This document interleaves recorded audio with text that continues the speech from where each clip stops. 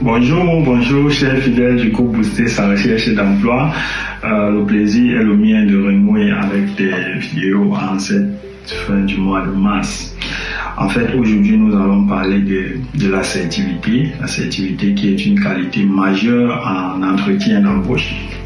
Donc, avant de commencer, pour toutes les personnes qui me suivent pour la première fois, je vous invite également à nous suivre sur notre chaîne YouTube, Booster sa recherche d'emploi, sur l'une de nos plateformes WhatsApp ou également sur Facebook.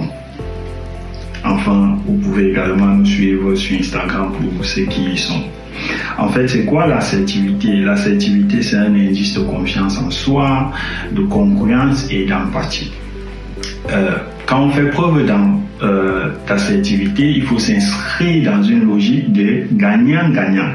En fait, l'assertivité ici, faire preuve d'assertivité, c'est tu échanges d'égal à égal avec une personne ou bien la personne avec qui vous êtes en interview. Donc pour le cas d'espèce de l'entretien d'embauche, il n'est pas question de se mettre dans la posture de quelqu'un qui demande l'emploi ou quelqu'un qui veut tout justifier pour pouvoir avoir l'emploi. Non, il s'agit ici de deux professionnels. D'un côté, nous avons le chercheur d'emploi qui a fini ses études, qui a des compétences à pouvoir donner.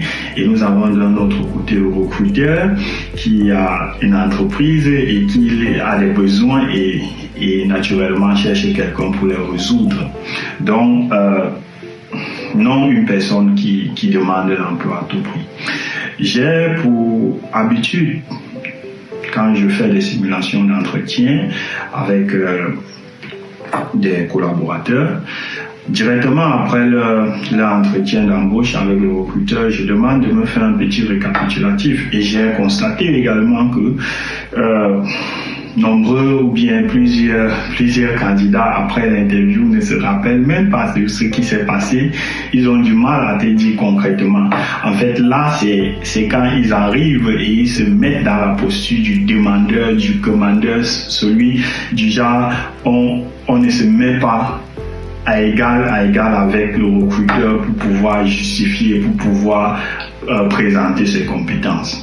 Donc, c'est quelque chose qu'il faut bannir à tout prix, parce que si vous ne voyez pas le recruteur comme votre futur collaborateur, comme quelqu'un en fait qui doit aussi d'un côté vendre, montrer les bienfaits de son entreprise pour vous attirer, vous verrez toujours en deçà et vous allez vous sous-estimer et là le recruteur prendra le dessus sur vous.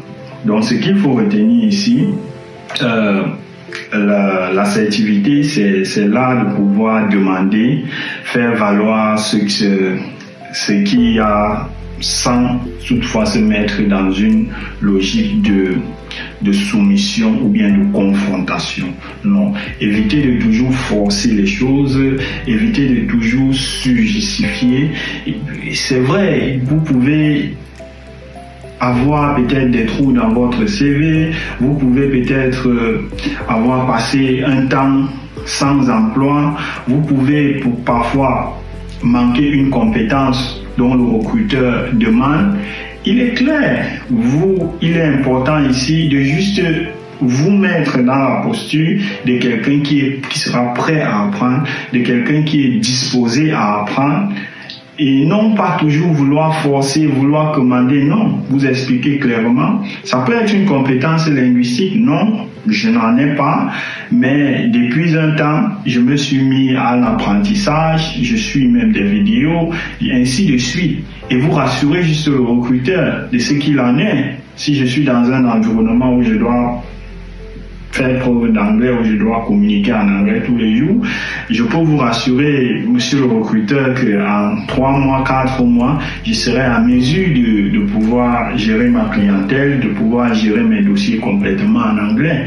On ne demande pas, on ne force pas, on ne supplie pas le recruteur en fait. Donc ici, l'assertivité, pour ainsi dire, commence par l'intonation de votre voix, votre gestuelle, votre prestance pendant l'interview, hein.